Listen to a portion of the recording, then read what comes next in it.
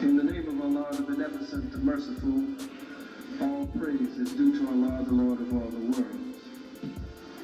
Bear witness that there is but one God, came in the person here to the hells of North America, in the person of Master Khalid Muhammad, to whom praise is due forever. We forever thank him for raising up his messenger and his Messiah, the most honorable Elijah Muhammad. And we thank the two of them for the Honorable Minister Louis Farrakhan. I greet you, my brothers and sisters, with the greeting words of peace. Assalamu alaikum. Upon being invited, of course, in my absence from the city, and speaking to one who spoke to those who extended the invitation, I said that I would not speak here tonight because I did not feel it appropriate, and that is still my feeling. For you'll be patient, you'll get the why. Buckle your seatbelt.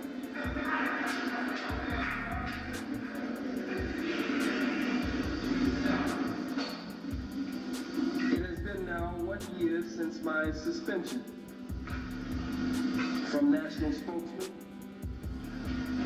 Minister Malcolm was the first great national spokesman of the Nation of Islam. The Honorable Minister Louis Farrakhan was the second and chose me to be the third in that line. It has been a year since my suspension from national assistant, spokesman, or representative, and from the ministry. And during that year, now over a year, which has become an indefinite suspension, I have made attempts to reach my spiritual father, the Honorable Minister Louis Farrakhan, and I have not really been able to set up a meeting successfully with him. Certainly there, why don't you be quiet for a minute and let me answer the questions.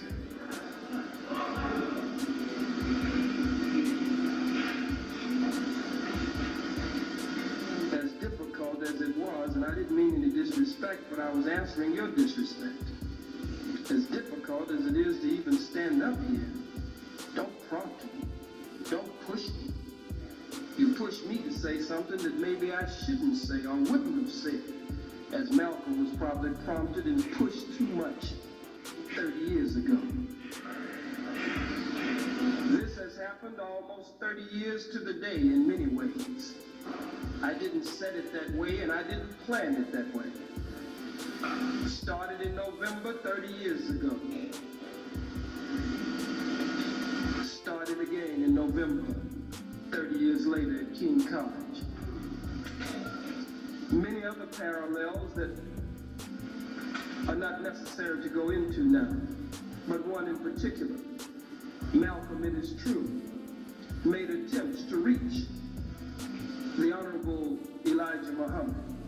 We don't know if his calls were being intercepted. We don't know if his mail was being intercepted. We don't know what government operatives worked between Malcolm and his spiritual father. I have, for the most part, not spoken on this subject because I am still waiting for my meeting with the Honorable Minister Louis Farrakhan.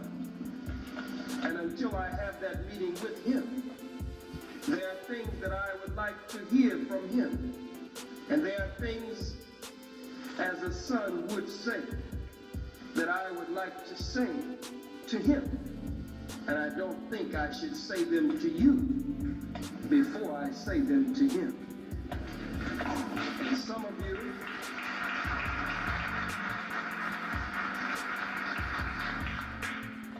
might not agree with that. I believe I understand Brother Malcolm more today than I have ever understood him before. I was not in the Nation of Islam 30 years ago. I was in my mid-teens at that time, now in Houston, Texas, and had not yet moved on to the university where I would meet the Honorable Minister Louis Farrakhan as a young student leader there in New Orleans. So there are many things on my heart, but I think if you will permit me to be just a little wise today, it would be better, and I'm sure if you will wait, you would agree with me. I don't know how long it will take. It's been over a year. But during that year, I have not said as little as a word, nor as much as a sentence against my spiritual father, the Honorable Minister Louis Farrakhan. And no matter what I have on my heart, again, I think it should be said between father and son, behind closed doors, and some resolution made behind closed doors before I come back to the broader community and the broader family. I have many questions to ask. Kean College was not a speech where I stood up to condemn my teacher. Kean College was not a speech where I was going into his domestic life. Kean College was a speech, as all of my speeches, where I was giving the white man hell, and I will continue to do that, and I make no apology for that. And so I'm still tender about that subject. Jews, so-called Jews, outside of that auditorium calling for his death. I was in a war spirit and a war posture, and I felt that I did what was right. Felt that I should have even done more.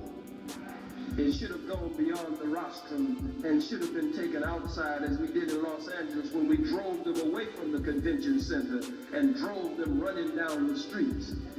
I wonder what would have been done then. So for the president to come out, Bill, Willie, Slick Willie, the vice president, the United States Senate to vote unanimously against me. For the first time, the House of Representatives and the full Congress, and all of the mayors and governors and city councils and state assemblies and Negro organizations and Negro preachers, Ben Chavis, Reverend Behind, Reverend Butts, some of the other Negroes who came out against me, Jesse Louis Jackson, who called the white folks, they didn't have to call him, he called them. Ben Chavis bragged in this city on TV how he was the first to call Minister Farrakhan to say something needed to be done about Khalid. All of that, and my last word. What's on my heart, I'll have to hold. As the old folks say, I'm just going to tarry a while. And I'm going to wait until my change comes. I don't believe that no matter how long it takes, I will continue the liberation struggle for our people. But no matter how long it takes, I don't believe you will be finding Khalid coming out against Louis Farrakhan. Whatever happened 30 years ago between the most honorable Elijah Muhammad and the honorable Minister Louis Farrakhan, today, Malcolm with the honorable Elijah Muhammad 30 years ago, and Minister Farrakhan with Khalid today, hopefully, prayerfully, Farrakhan and Khalid can put a positive period behind the history of Elijah and Malcolm. Imagine a nation with no Africans hating the blackest of faces, where nobody that's black is a racist. Imagine history on a factual basis, truthfully how they had us in cages. Picture Allah with us back in his graces. Picture black-owned factories making stacks instead of cats cooking crack in a basement. Imagine you never had to be facing a crooked Jake holding a gat to your faces with your back to the pavement. Picture never knowing how nasty it takes to catch you a case and get the max cause they had a rap with a statement. Now imagine a nation that never had to battle inflation. A black government that's actually gracious, and black kids learning that fast master bases. Educated by teachers who have the patience to make sure they see your graduation. Now imagine a nation, after students master the basics of science, they learn how to apply it. Picture living with no pork in your diet, cholesterol levels are down. Picture living with no devils around, the cost ruck the whole world. I'd be awestruck, practically gazing at the greatest civilization before.